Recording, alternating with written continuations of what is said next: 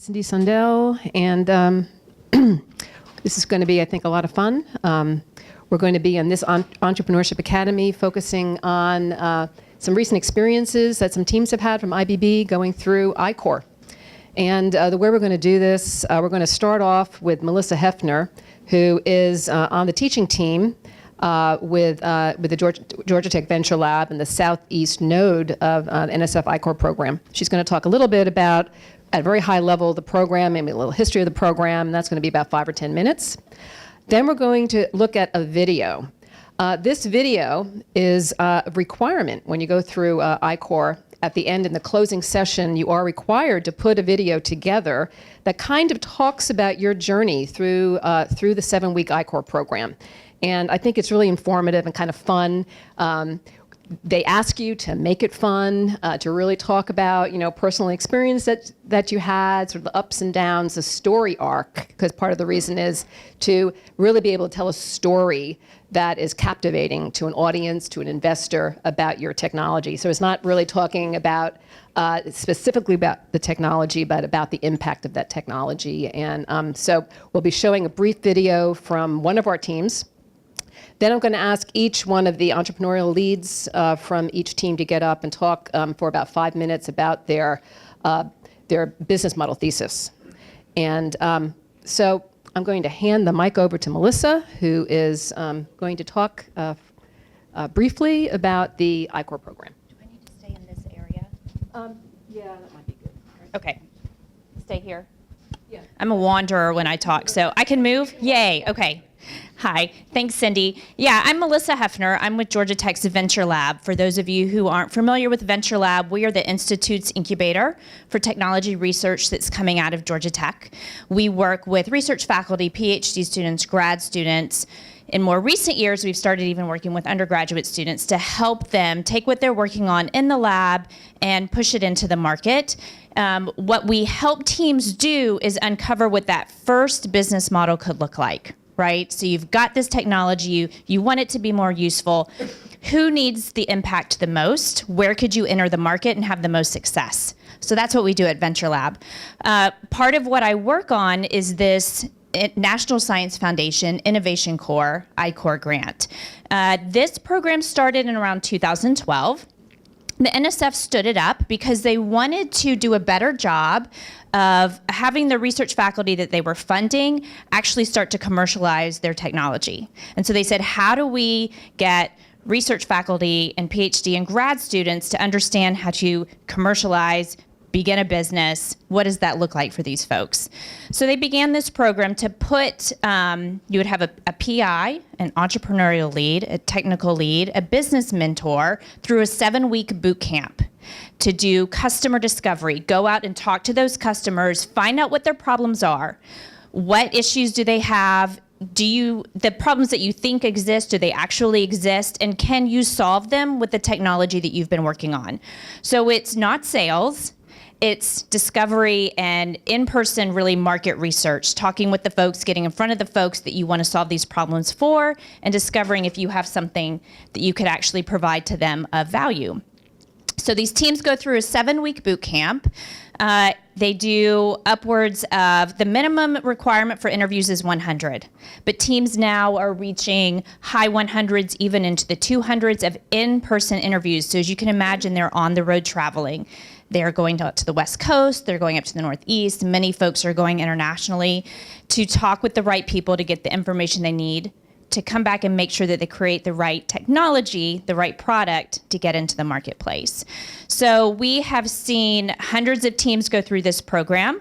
What we realized pretty early on, and why it's taken off here at Georgia Tech, and why we continue to push this program, and why the NSF continues to fund us, is that it's changed, it's made a little mind shift in how folks approach their technology. And so we will often hear, especially from those PIs who have gone through the program, that they might approach their initial conversations with those grad students, those PhD students differently. So instead of a student coming in and saying, hey, I think this would be really cool to work on, or a PI saying, hey, I've got this project that someone else has been working on, maybe you could jump in, They might do some initial customer discovery and find out, hey, is this what we really need to be working on? And this is sort of what it needs to look like. So is that high enough level for you, Cindy? Is there anything you'd like me to add? No, I think that was good. Okay. Any quick questions? We're going to also have a You are- session with Q&A later, but if you have any questions right now, Okay. Melissa, that's fine. All right. Thank you. All right. So I think we will, go to this video that I was referring to. You get an idea.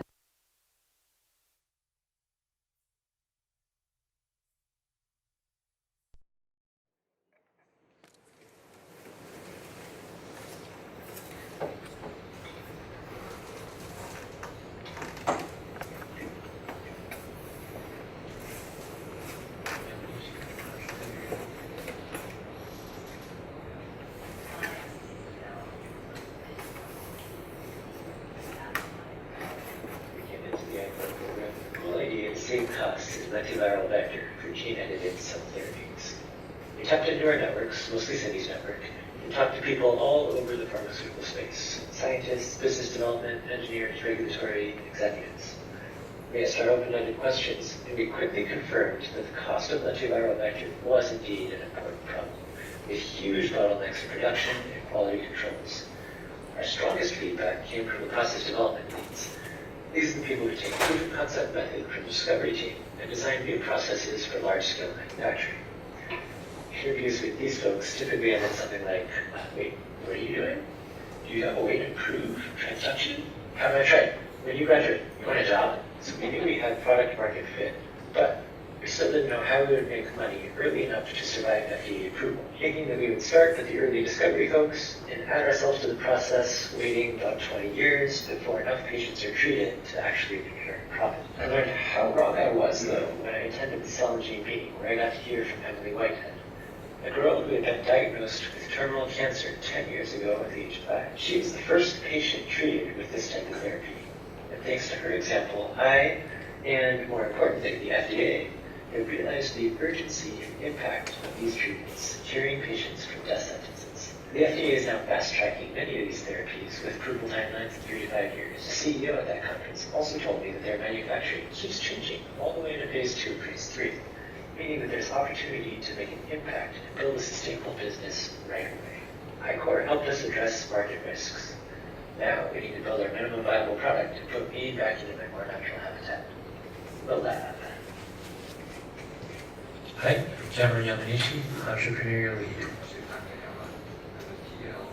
Hi, I'm Cindy Sundell. So that just gives you a little bit of idea of a very high level, kind of the story of at least this one in the past 5 years. And now what I'd like to do is have the entrepreneurial lead from each of the teams just get up and talk for about 5 minutes about their thesis. And we'll start with Cameron.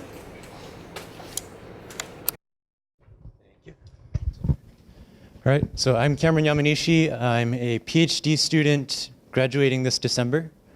Our idea is to increase profitability of the gene-edited cell therapy companies by reducing their viral vector needed in manufacturing by about twofold, which represents a $10,000 savings per patient. And we think that this market's big enough. It's kind of wildly speculative because it's a growing market, but we think it's big enough to have a business. About 1.5 years ago, I came to my PI, Shu Takayama. There he is. Thinking about what am I going to do after I graduate, and I was kind of on board with starting something up because I was in a position where I don't have to make money right away. So we connected with Cindy and Harold, talking about some ideas, and then actually switched completely the project before we started iCore. Cindy got more excited and then suggested we apply to iCore. And it was a little bit of a struggle getting into iCore. They didn't buy that we had NSF lineage because they want to know that it's NSF money that's actually going into this. But we eventually got there, and that worked out because that helped me have time to actually defend my thesis. So we went out, we talked to, like I said in the video, a lot of pharma people. It was hard to find them here in Atlanta, but they give us money to travel around. Talked to 100 people, more on the phone than NSF likes to see, but those were some of my best interviews. Just because you can reach more people when you are not limited by space. Yeah, so Cindy was really helpful, Shu was really helpful. And I think we were one of the few people who started with a guess that was mostly on point. Most people thought that their market would be one thing and then changed it. But since we got lucky, we were able to progress a little bit further in developing our business model than some of the other groups, which are. But it's good information, and you'd rather know that you have the wrong market early than late. All right.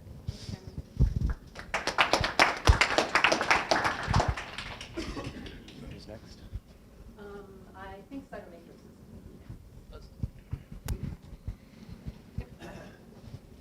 Hi everyone, I'm Ozgun. Our team name was Cytomatrix, and Jason on the corner was our industrial mentor. I'm working with Dr. Saroglu in ECE, so our lab is actually like kind of co-listed, like joint with IBB and like other institutions as well.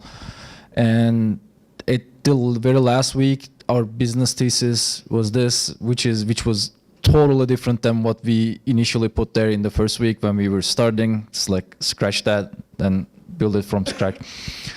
And we were offering to develop an affordable and rapid testing, which is towards like CD4 counts, to increase the compliance of HIV patients in the clinics. And you see a very specific statement, 36 states with expanded Medicaid. So this is actually how specific NSF wants you to like dig deep. It's not just about like learning a product market fit, but like who are in this and like in which specific scenarios that you can actually sell this product.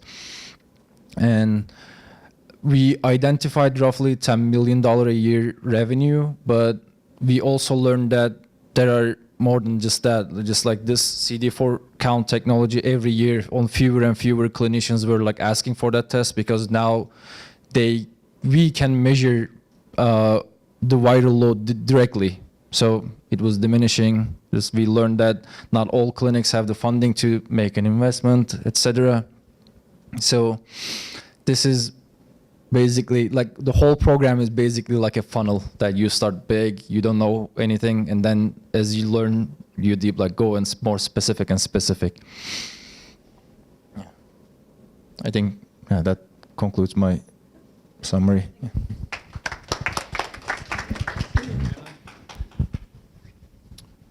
Just hit next. Yeah.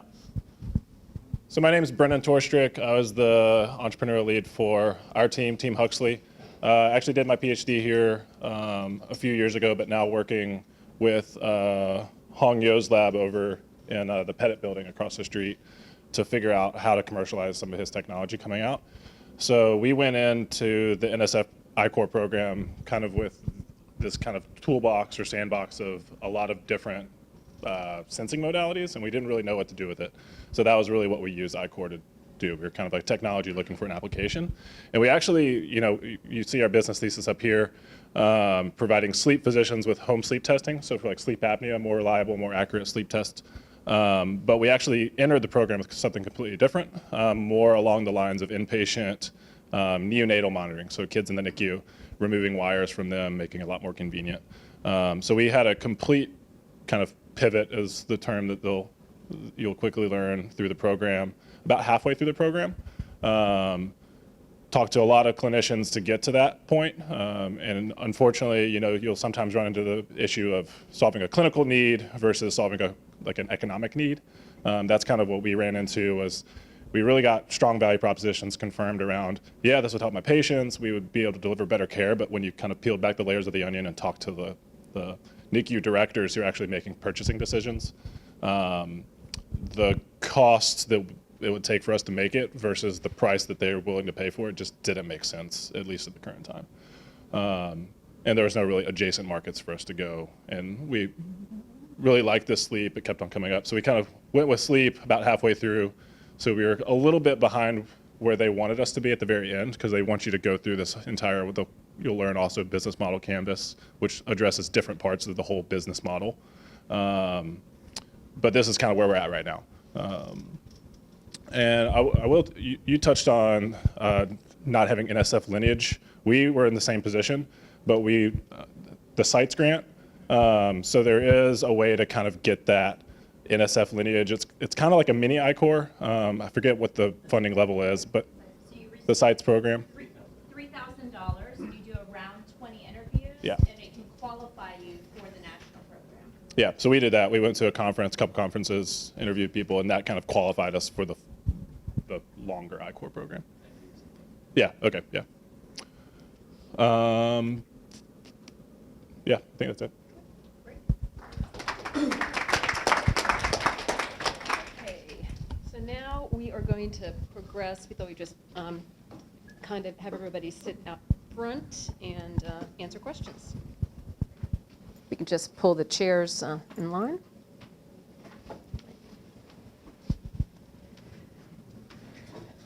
And Harold is going to be our moderator. So I prefer to be silent.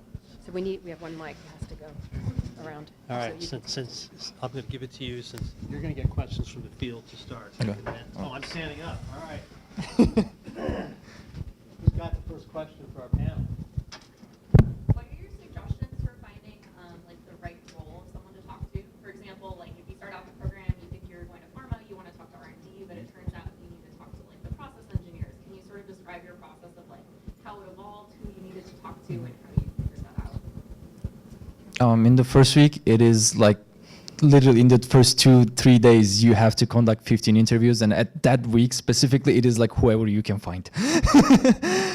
And after that, as you talk to more people, and then they actually guide you towards the right people. You may think it is the correct person in the beginning, and then the interview comes to the point that, okay, it is not going to work. It's not the right person. But then they know the right people, and then they hook you up, actually. Yeah, that's kind of right in what I was doing. We, like Ozzy said, started with anybody that we could get just so we could meet our quotas. And once your questions start getting specific enough, so every interview is supposed to answer a hypothesis about the market. So the initial hypothesis is who is the customer and what is the need? And when we're asking them about lentiviral manufacturing, a lot of them would say, well, that's not my area. You should talk to so-and-so. And kind of maybe one difference between Huxley and the other two teams was we were very much in hospitals or in places where medical care is provided. So maybe to give a little more tangible example, it started for us, again, we're looking at NICU, started with people we knew who were nurses, just period. Then introducing us to people who worked in a NICU that were staff nurses, then getting to charge nurses, then getting to the actual purchasing nurses that purchase equipment, then getting to the NICU directors, getting to the neonatologists, and like peeling back each layer. And you really want to try to work through what they call the whole ecosystem of whatever environment you're selling in. You really want to know every single person that's going to be involved or touching your equipment, and then know, do you have a value proposition for them? Do you need to have a value proposition for them? And try to systematically work through that. And then similar process we're kind of in the middle of right now with the sleep clinic. Yeah, I'll just add maybe like a higher level answer to your question is it doesn't really matter where you start. That's kind of the whole point, is you throw something against the wall and like, this is what I think the first person I should talk to is. Then you go talk to that person, and then, as everyone said, they'll kind of guide you and you'll invalidate things and kind of meander along. But it doesn't really matter where you start, because it's a very systematic process of where you'll go. I'm going to eat my words. I'm not sure if you were asking this question, Emily, but I thought I heard, how do you find these people you want to talk to? That you need to. That's a good question. Because I think it is the. stories of how people That's the found day people. zero question. How do you find people? So I'm going to play Socrates. Does anybody in the audience have an answer?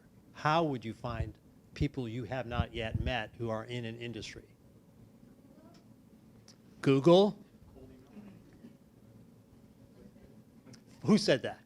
Christine? Who said LinkedIn? I think that is the money shot. If you don't know what LinkedIn is, you've got to learn, but you can message people who are on there, and It's really great when they're Georgia Tech alums. oh yeah, but that's not always the case. But because they're on there and you're at Georgia Tech, they're outward looking or they wouldn't be on there, and they want to speak to you because you're at Georgia Tech. The power of the brand here it's an unfair advantage, so take advantage of it. All right, who's? Cold email is good too, if you can find their email. What was that? Cold email works too. Sorry, cold email works too if you can find their email, but a lot of the clinicians hide their emails. Exactly. The pharma people, it's hit and miss. Usually the ones who have emails published, it's the academics who are publishing scientific papers and their corresponding author, but those are generally not good customers anyway. But if you can get in with them, then they can redirect you to other people. Are there any other questions out there? Can you speak more to like time commitments for each member of the team throughout the program? Repeat the question. So. Yeah, so time commitments for each member of the team. We kind of divided and conquered. Cindy would set up interviews. I would conduct interviews, and then Shu would kind of freelance, which it was really helpful. And then there's required kickoff, which is like 3 days in person, and you're going to be there. I think days started at 7 and ended at like when it ended, like sometimes 10 p.m. During the course of the program, I was spending 80–90% of my work time on the program. I know Cindy was putting in a lot of time setting up emails and. Yeah, so for me, it was more probably on the 10-hour a week type of commitment. And that's partly because I had such a good EL.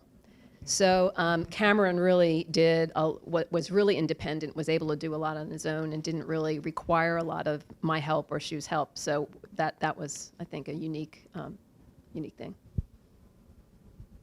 So during the kickoff session, I think I slept only 2-3 hours a day maximum. But throughout the program, for the entrepreneurial lead, it is like definitely a full-time commitment that you, like if you are doing research simultaneously, it is impossible to like keep it going. So you have to commit it full-time. Completely agree with what Ozzy said. I would just kind of on top of that say you should embrace the time commitment if you're going to do this, because that's the point of the program, is to learn. And if you embrace it, you'll learn a lot more. If you try to have experiments running in the background, it'll become a chore and you're not going to get as much out of it.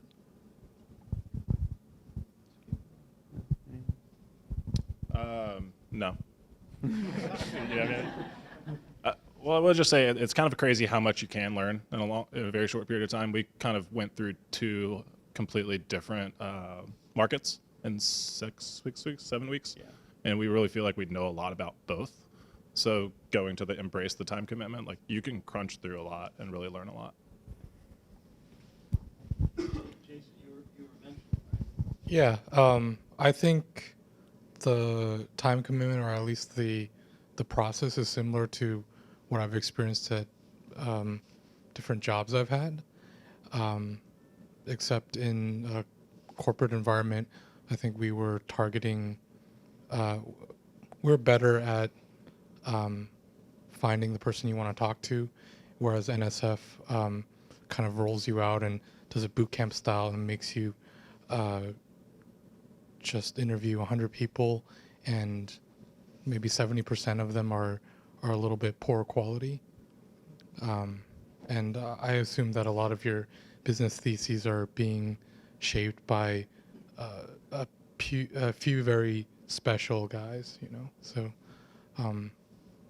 I don't think the corporate time commitment is as heavy, but when we find somebody, we definitely roll in with all of our resources.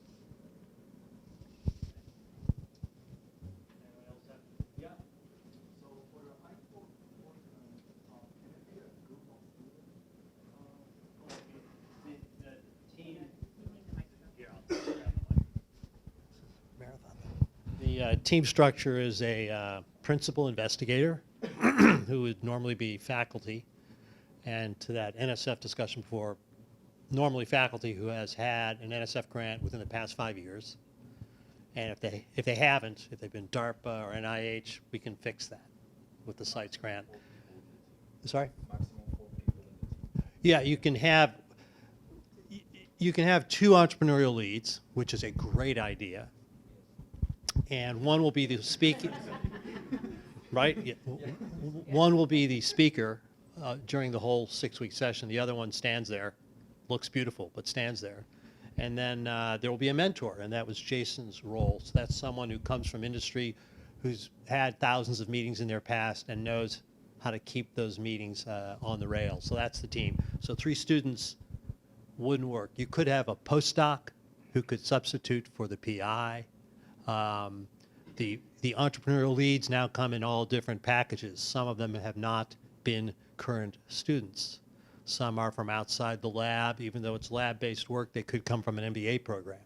So you can play with that. And Cindy and I are, we work for you guys, so we're here to help you build a team. You had a comment? Yeah, I can talk about the co-EL, kind of the 2 entrepreneurial leads, because if you notice, that's what we did. Brett and I were co-ELs, and maybe y'all can shed some light on the single, because I think having 2 people tag team a lot of these interviews, one, it's just helpful to have 2 people in the room with the interviews, one taking notes, one kind of driving the discussion. And then just on the back end, scheduling interviews, cold calling people, finding people. You could view it one way as it's half the workload for each, or you could use it as you can double the amount you can learn. I think that's probably more the route that we took. But it definitely, someone to bounce ideas off of. I would recommend it if you have kind of a partner in crime who's interested in the same thing. Definitely look into that. I totally agree. I was like, Cameron and I were like the single ELs in our respective teams, and I was super envious of these guys, for example, because they had the ability to at least like share the workload. I don't know, it's their dynamics, but like from the outside, it was if there is a person, a friend, a colleague that can be in the same boat as you are, just involve them. It's gonna help. Yeah, and kind of to Brennan's point, I spent most of my time trying to set up interviews. Very little of my time actually running the interviews. Those were easy and fun, good time, got to learn things. But the stress was, who am I going to talk to this week, and how am I going to find and get these people to talk to me? And then on the team composition, back to the original question, most of the groups, it's the entrepreneur lead is current PhD student or recent PhD student or PhD graduate. The technical lead will usually be their PI, and then the industry mentor is kind of a smorgasbord. But there were a couple exceptions. One, the postdoc wasn't as comfortable talking, so they actually switched that, and the professor was the entrepreneur lead. That was the Rusens group. Yeah. No, it was Chelsea. Yeah, but Yeah. like they did it Anyway. before. Yeah, that was actually their second I-Core program. I don't know why you would do that twice. And then there was another group that was much older people. And I don't remember what their backgrounds were. The oyster people. Yeah, they were Yeah. economic development folks that had their own company. Yeah.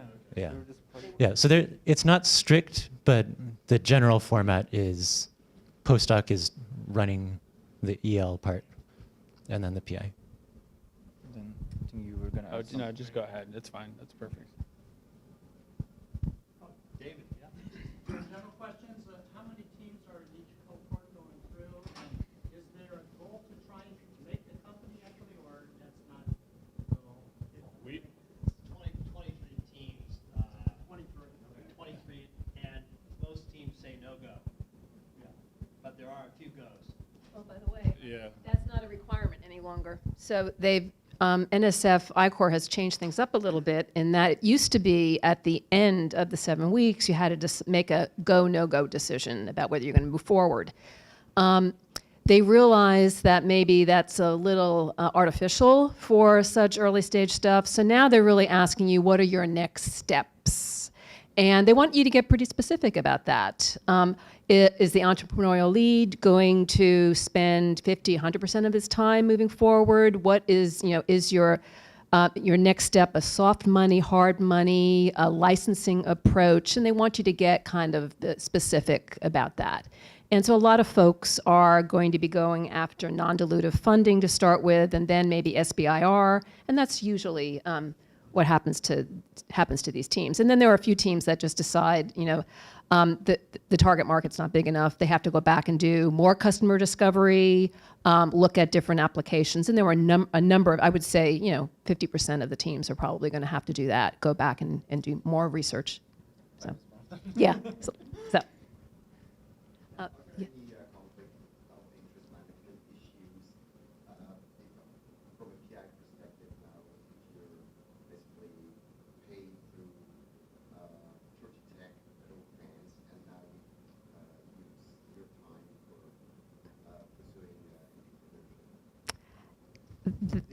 I'm going to let you.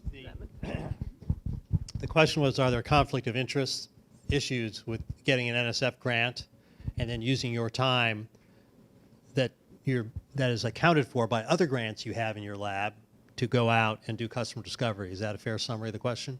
Yes, particularly since the goal is basically at some point to get a company up. Right.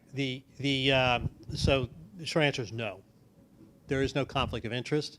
There is no conflict of interest plan put in place. But this is all on the assumption there is no company formed when you go into I-Corps. Okay. But those questions will arise once The only time questions arise is if you form a company. And at that point, if you have grad students that are also working with you, assuming you're faculty, if they're grad students working with you, then you have to have a management plan put in place. Very often, if you're the principal investigator, the lead for that grad student, you have to share that or turn that over to someone else on the committee so that you can't hold their graduation hostage to the progress of the startup. But within I-Corps, within that construct, in the pre-company stage, there's no COI. Harold, I think that to amend that slightly, the COI office here, I think, is starting to ask people to submit paperwork. So, for example, we got GRA phase 1, and we didn't really have to change what we were doing, but Right. we had to put a COI in. Oh, there'll be a routing slip.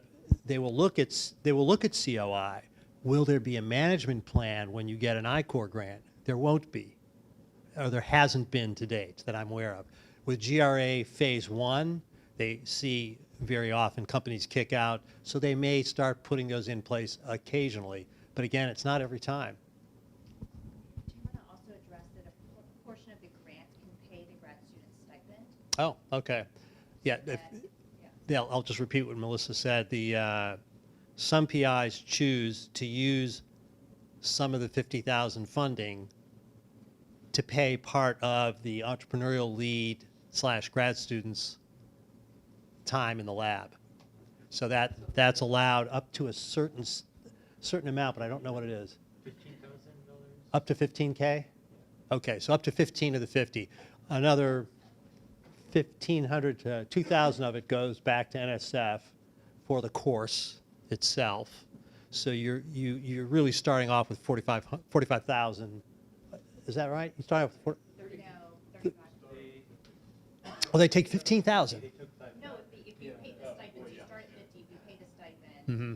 and give back to NSF, then you might have 35 for customer discovery. Yeah, 35. But my experience, I've done 3 of these, is you can't burn through that money. You just won't. So is it then used mostly for travel? Just Delta, Hertz, yeah, Holiday Inn, restaurants. That's where it goes. It's fantastic. Financing interviews. Yeah, for getting 100, 120 interviews. Mm-hmm. So what do you operate on customer discovery individually? Would you be say capable of participating in the program to show that the customer discovery is reliable in the way that you've been working with PhDs, professors, engineers, students? You've already done the research, but you need, let's say, that higher grade, right? PhD students that can help you out developing the product because you're an undergrad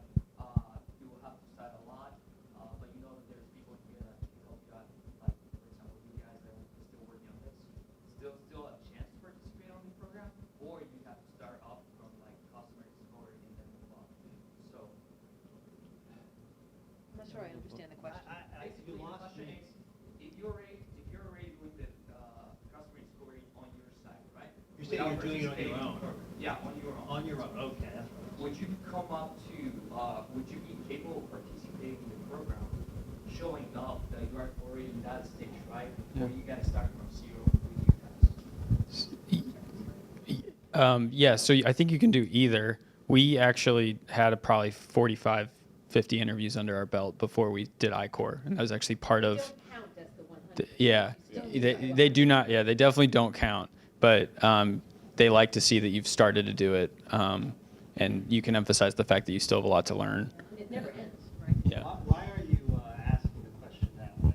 Well, because I'm building exactly what you guys are doing by my side, right? Yeah. And the product that I'm developing requires, let's say, a high-level engineer, right? Which I don't have at the moment, right? I'm still like an undergrad, and I'm still talking to professors to see how we can develop this thing. But I didn't know what you got. So, okay, I'm glad I asked.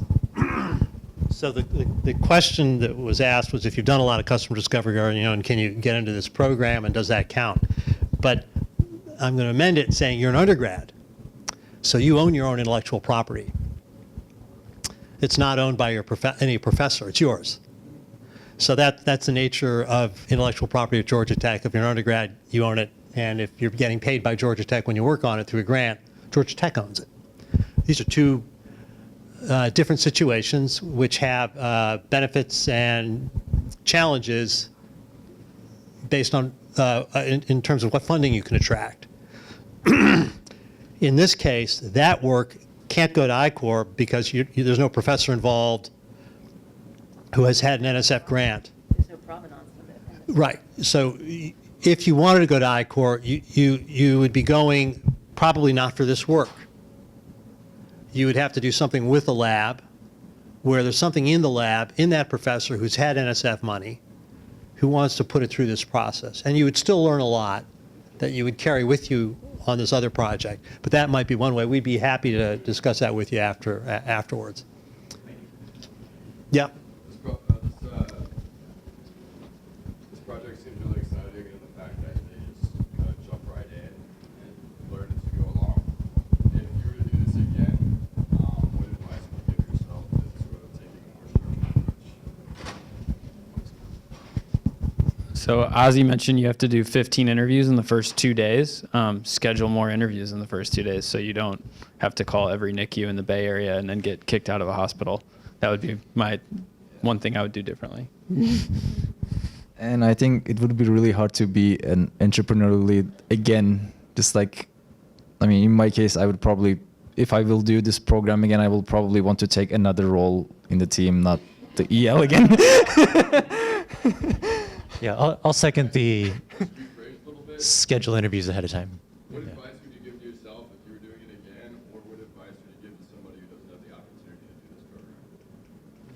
Oh, someone who doesn't have the opportunity. So Cindy recommended a bunch of books for me before we started. We could maybe put those on that email list, send them out. Those, you can get the whole method just reading, but the benefit of the I-Core program is the threat that they always hang over your head of, you don't hit your 15 interviews this week, we're going to kick you out and you don't get any more money. That forces you to actually get the interviews. Without that, I probably would have done like 3 a week and not learned nearly as much. So the program start date and your enrollment in the program, just like your acceptance to the program, there's actually a couple months difference. And I would suggest, like, the moment you know that you're in the program for a specific cohort, start looking for, start contacting the people immediately. Like, if it's 2 months, 3 months, do it. And if you do it really close to your program start date, then you're gonna have a problem. Just start as early as possible. There's a, oh, go ahead. Yeah, I'll just add to the second part of your question of if you somehow don't have the opportunity to actually do the program. Again, getting at the books and the resources, the information's not difficult to learn, and it's just you have to do it. So I think it's fairly easy to get interviews. You just have to know how to do it, and people are willing to help. And I think as a theme that's kind of underlying a lot of this is like customer discovery never ends kind of thing. I think that's very true.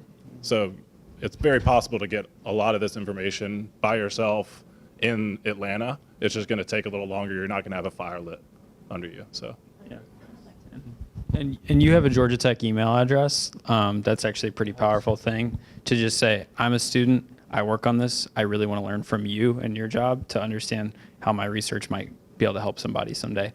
People will respond to that.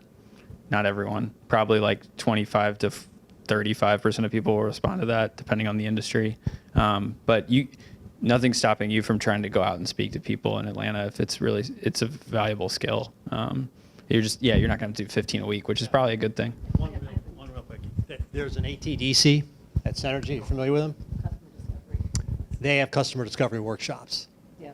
And the benefit to being in the workshop is nobody likes to be the last person in the race. If everyone else shows up and they've got 5 interviews for the week and you show up with 1, you don't feel so good. So you have that accountability pushing you. That's the benefit of the class. They are making sure you do the interviews. Most humans aren't that disciplined. That's the problem with being a sole proprietor or the sole entrepreneur. You need a team and you need competitors and you need to see the numbers and you don't want to be behind. I think also there's a bit of an art in terms of how you do the interviews. And you can pick that up from the books. You can also pick it up. That's what they teach you. You're going in there, and they really encourage you. When you have an interview, it's a 95-5 kind of relationship where you're talking 5% of the time and you're listening 95% of the time. You're not going in trying to sell something. You're really not going in talking a lot about your technology. What you're really trying to do is understand the customer's pain and the challenges that the customer has and ask non-leading questions. And that's an art. And you learn how to do that better as you move along. I think when you start, it's more like 5-95, and then you really learn the importance of listening. And I've heard a number of people say, not only is I-Core just really important for starting a business, it's kind of important for your life. And I think there's a lot of, I think there was a lot of maturation and growing that occurred in these teams. There's a lot of camaraderie. And I really think everybody really grew through the experience and really learning how to listen to people and not go in with a preconceived notion of what your technology can do. Hey, Arna. Yep. I just have a couple of questions. What was the level of engagement with the people that you spoke with, and what's the follow-up been like? And then what was the breakdown of the people you met with? Like, was there an emphasis on maybe 25% of the people you have to meet with are physicians, 25% industry? I mean, just as an example, something like that. So the question was, what was the level of engagement of the people you met with, and then how did they break down industry, clinical, et cetera?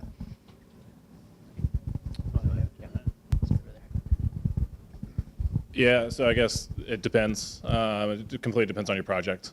For us specifically, most were clinicians starting out, and then we kind of went up the food chain to kind of purchasers and kind of the decision makers.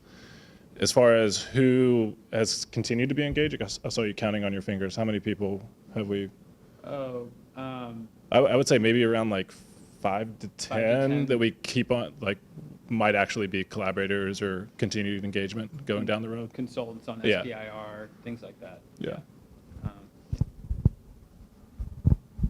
In my case, maybe like 50% was like the clinics related people, clinicians, lab technicians, etc. And 25-30% was pharma companies and like manufacturers in the technology that we were developing, and the remaining part was like community people as well, because it was a big influencer in the part that we were in the market that we were investigating. So I also talked with them.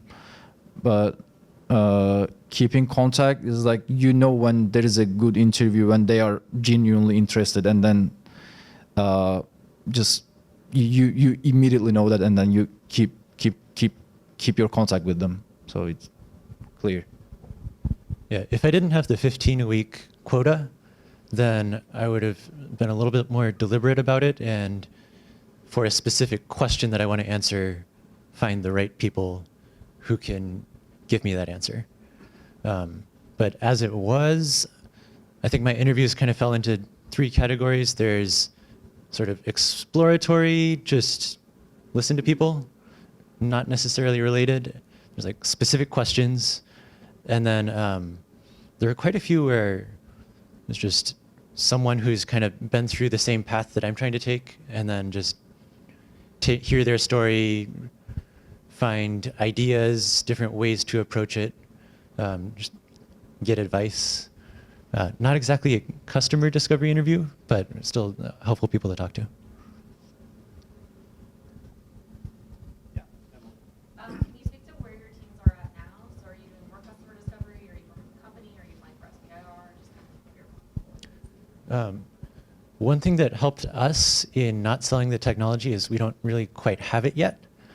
So we are kind of going off of an assumption and then exploring just a speculative product. So now I have to be in the lab and actually make the thing. So GRA, SBIR, all that stuff. So the business thesis that I showed in my presentation, we're not actually pursuing that. Like we decided to conduct more interviews in like a total different area. It's like pivoting. And in the meanwhile, we're doing the like technical advancements and like clinical studies, etc. But like we're going in a different direction. Yeah, so we're definitely still doing more customer discovery at the same time, kind of applying for those SBIRs and non-dilutive. So that's kind of where we're at right now.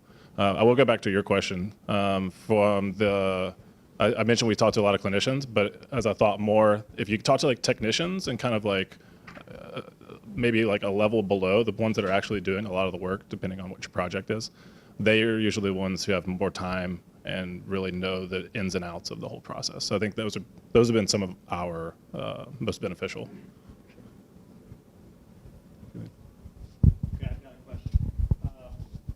Who would you recommend take iCore?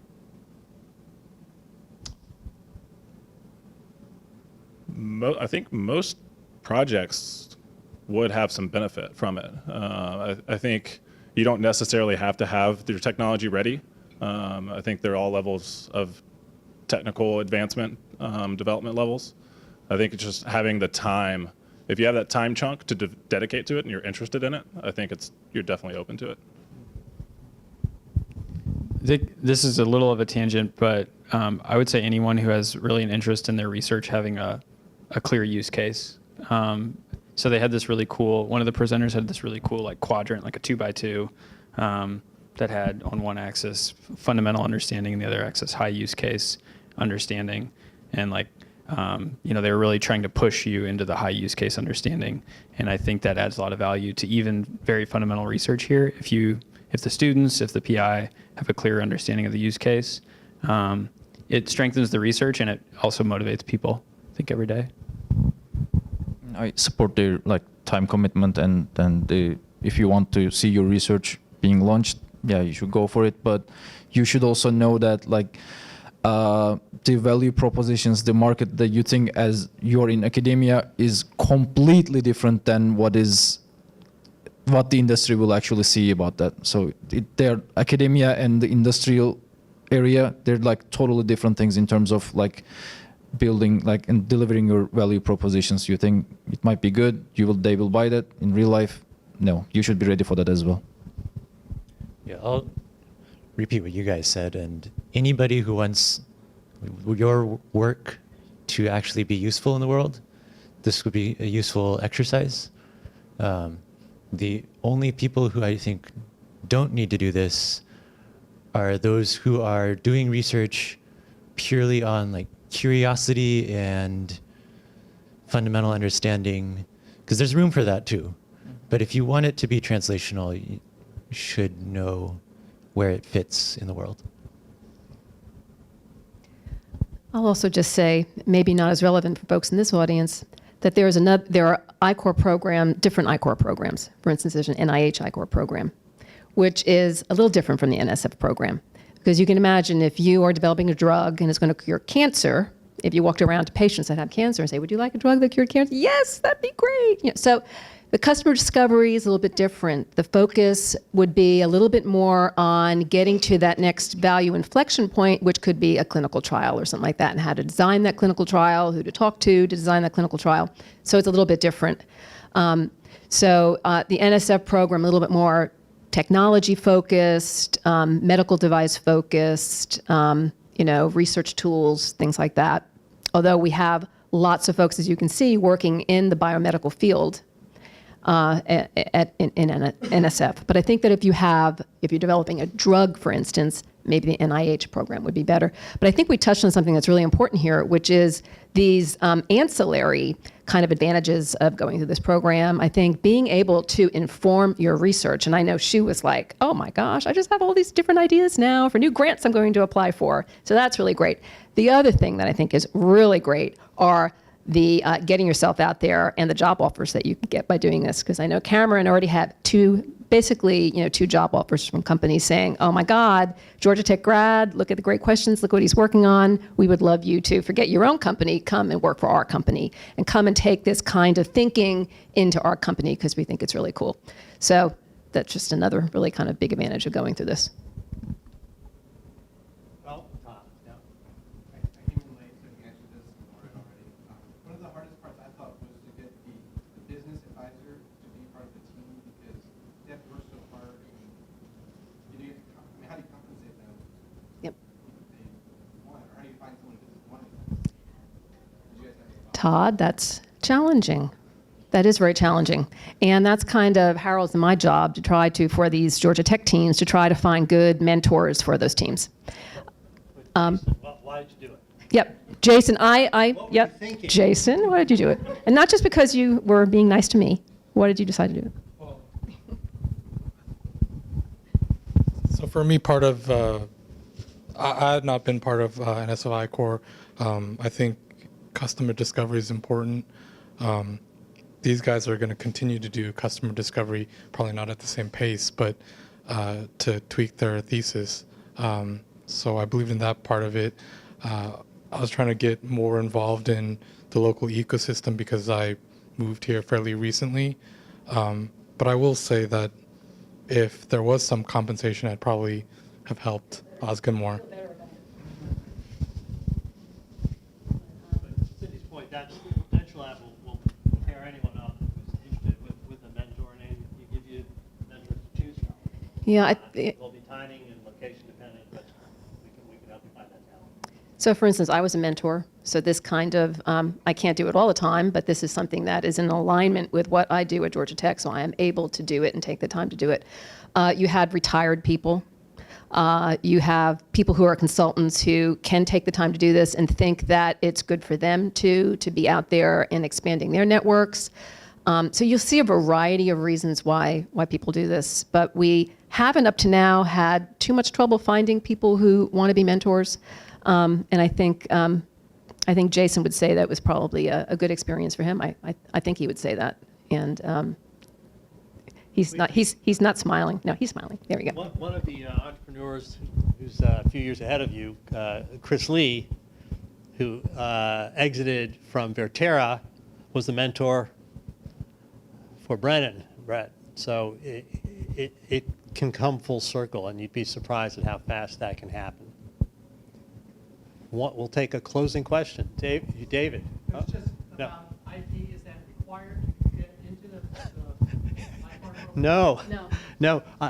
David asked, is IP required? At least I haven't been an I-Core mentor for 3 years. I'm about to do it again, but they said we would really prefer you come in here with no idea, other than a crazy one. No IP, no idea. It's really not necessary to No. get into enabling kind of technology and information. Yeah, right, when you're doing this. As a matter of fact, it's kind of counterproductive. Right, because you're wanting You- to if Yeah. you need to. You're asking questions. You're trying to, if you can get out of the room without telling them what you're working on, all the better. Yeah. Kind You of do hard want to to do. be cognizant of that, but Yeah. Well, thank you, everybody. We'll all stay around to talk afterwards if you got any questions. Thank you for coming.